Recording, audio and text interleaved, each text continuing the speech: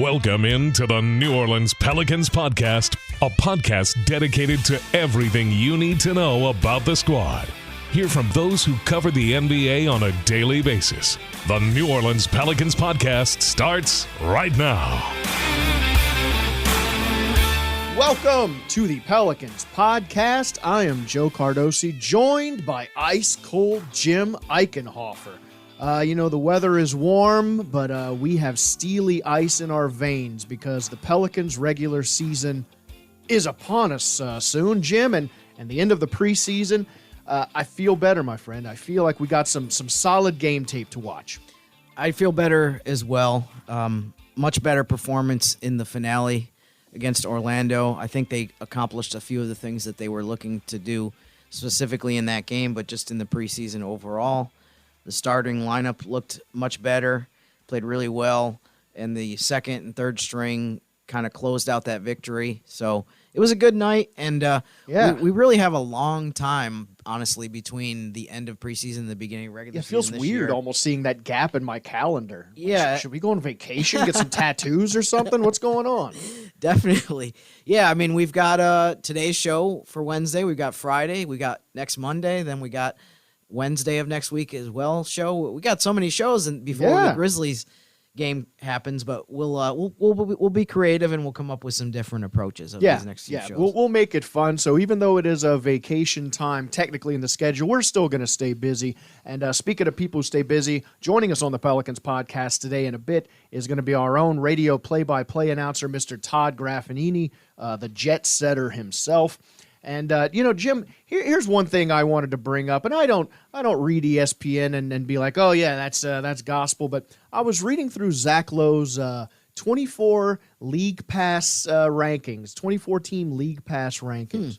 Sitting at number 15 is the New Orleans Pelicans, and the first comment on that article is, input 55 Zion Williamson games, and the algorithm shoots New Orleans way up. It looks like maybe people are believing in us a little bit. Yeah, I mean, Zion's performance Tuesday against Orlando was outstanding. That was the vintage Zion that you hope for. He was really active defensively, scored a bunch of points. I think he had 16 points in only 16 minutes. So, by the way, I love Zach Lowe. He might be the NBA reporter that I respect the most. So I'm not going to spend a lot of time disputing his opinions. I was about to say, but tell me this doesn't make you want to run through a wall. Zach Lowe's words, not mine.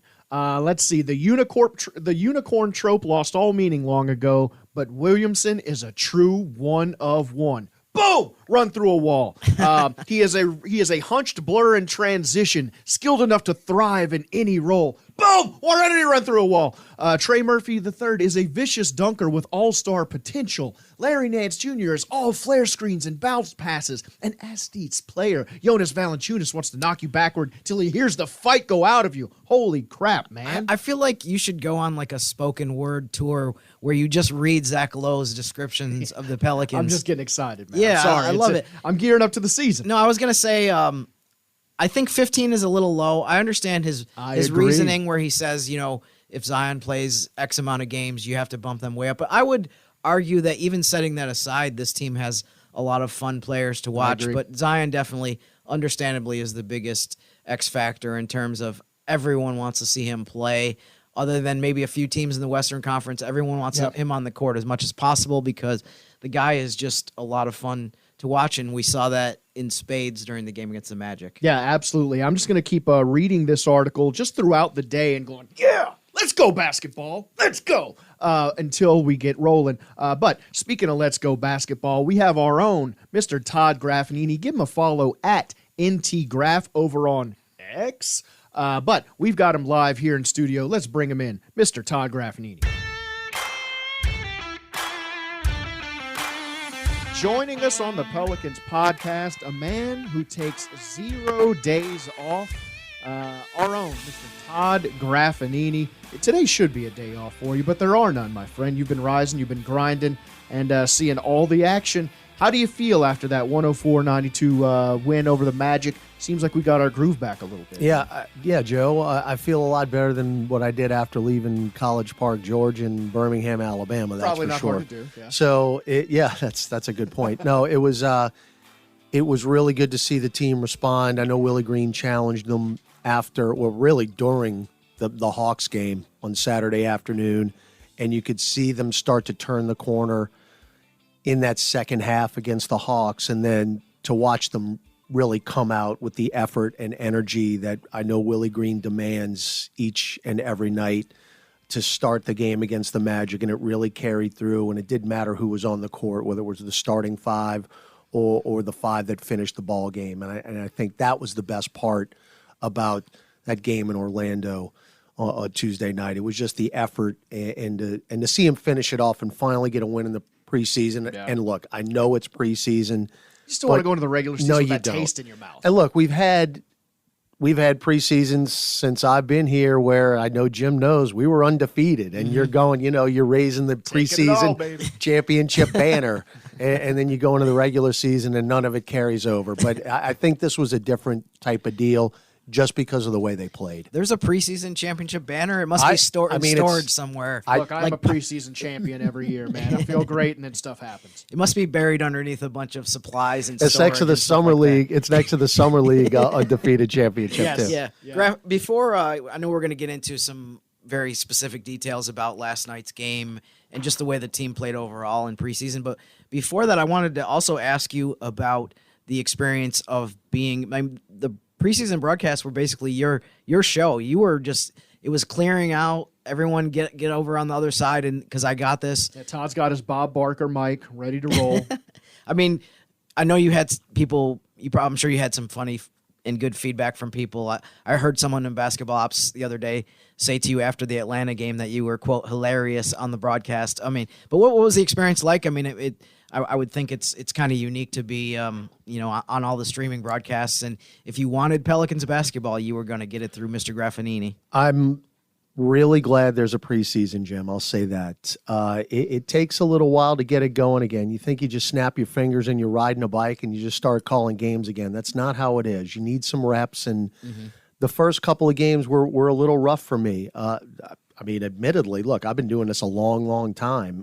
You just got to get back into the rhythm and in the flow of it. And I think the Hawks game, I started to feel like myself again. And then last night, definitely in Orlando, I'm like, all right, I'm ready for the regular season. I could tell the yin and the yang of both those games, the dark side and the light side. We got sort of both sides of the graph. That's also why John DeShazer is there to kind of keep me in balance. But no, it was a lot of fun. I really enjoy having spent so long at Tulane. I did a lot of those games by myself, specifically baseball and basketball. Yeah. So I'm used to doing it by myself. Mm-hmm. And when you know that everybody has to listen to you and there's no other option, that's a pretty cool feeling. So, I remember the comment that said I was pretty hilarious. Well, you got to be entertaining too, Jim. I mean, sure. You can't just call the game because well, there's a 3-pointer ball.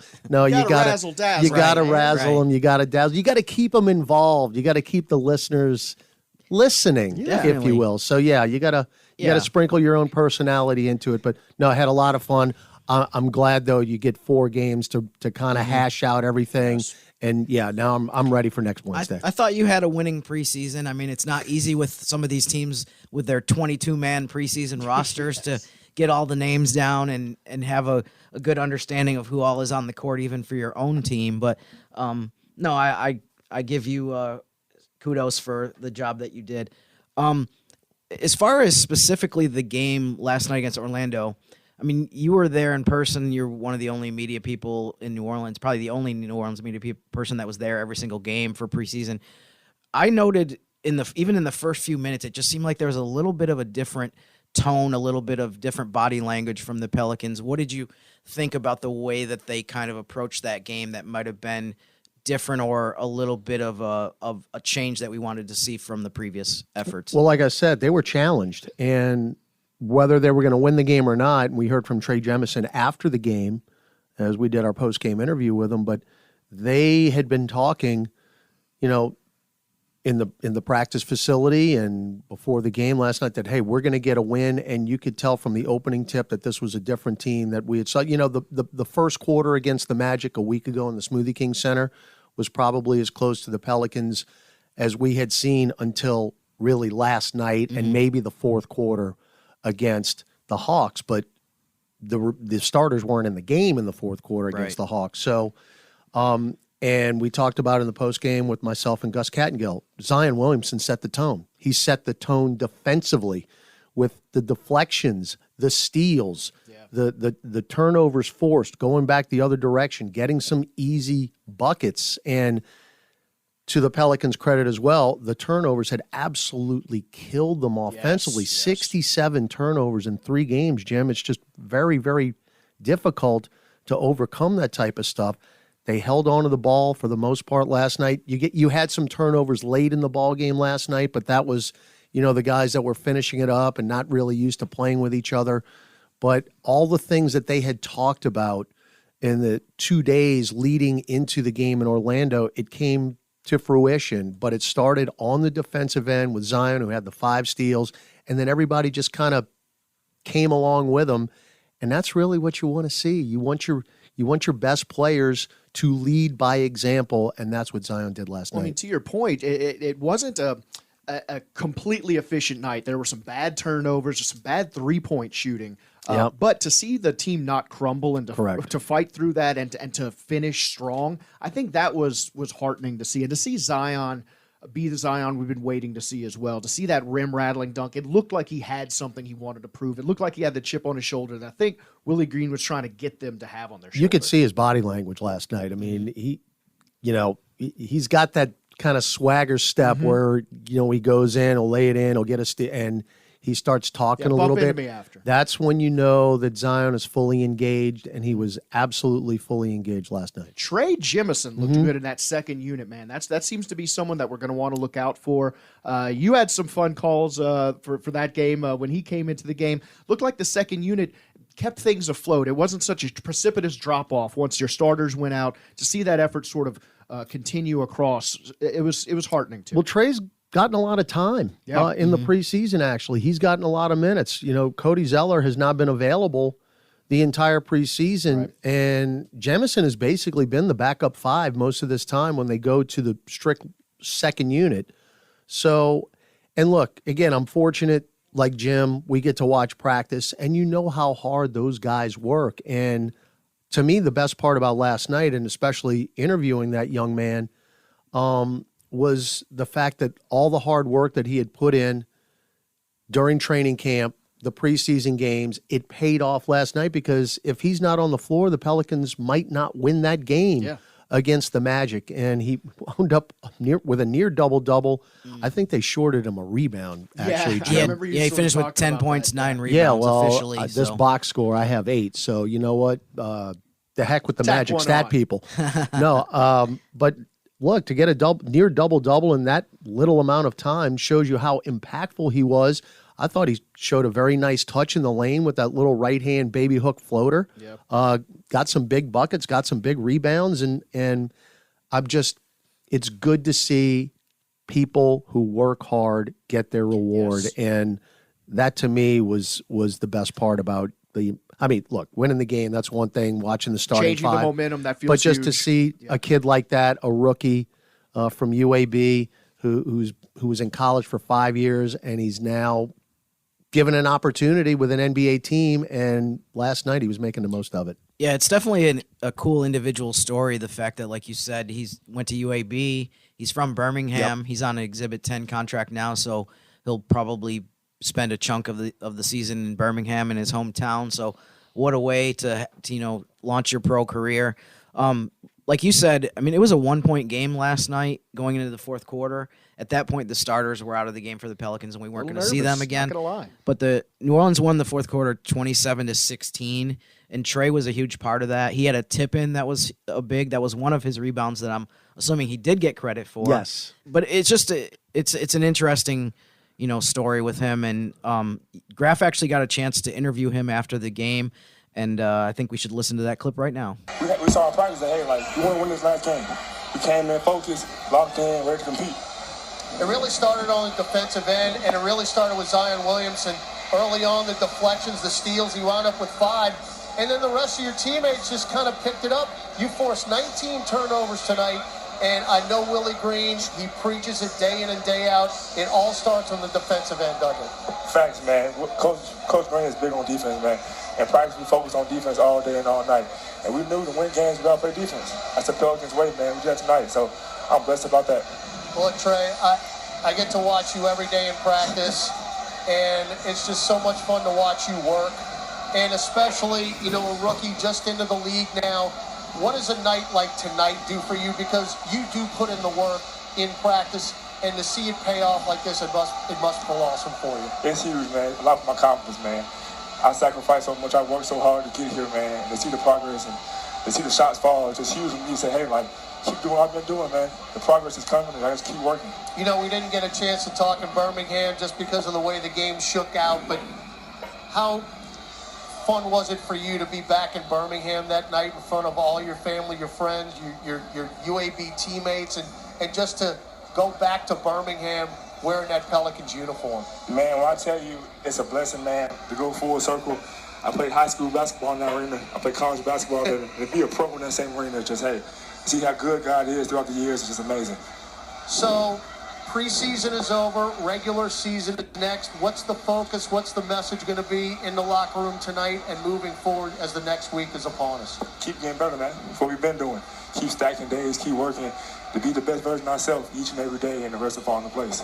Well, look, I'm not playing any favorites, but it was a lot of fun to watch you working tonight, man. Thank you, man. Congratulations. 10 points, 9 rebounds, 5 of 6 from the floor, 16 minutes. Trey Jemison, congrats. Thank you so much, boss. That is it. Good stuff there from Trey Jemison, as I'm going to keep saying it because it's just more fun, and I'm a fun guy. It's going to annoy people, but we'll get through it. Man, and just the whole second unit, man, as we were sort of talking about, to see that, to see them not drop off, to see that unit's confidence bolstered by a win, we could be having a completely different day today. I feel like our entire tone might be different if this game had tipped one way or the other there, but to see it closed out strong, I feel like we're rolling into the season with our heads held high. You saw Zion looking like Zion.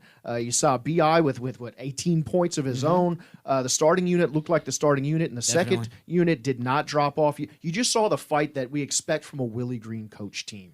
Well, one of the things I was concerned of when the starters did go out and you knew that they weren't coming back in for the rest of the ballgame is where was the scoring going to come from? Yeah. So, slowly but surely it started to happen. I'm not going to lie. I still think the three-point shooting is concerning to me. Look, Jalen Crutcher, who literally we signed a week ago, made 2 threes last night. That's more than anybody else on the team. Yeah, it just felt like a slow chipping away, even when we were. Malcolm Hill made a 3, but it's not consistent enough for my, personal liking. That's just my opinion. Yeah. But look, I'm not saying anything that they don't know in the facility. So, but other than that, everything else. Look, when you win a game, Joe and Jim.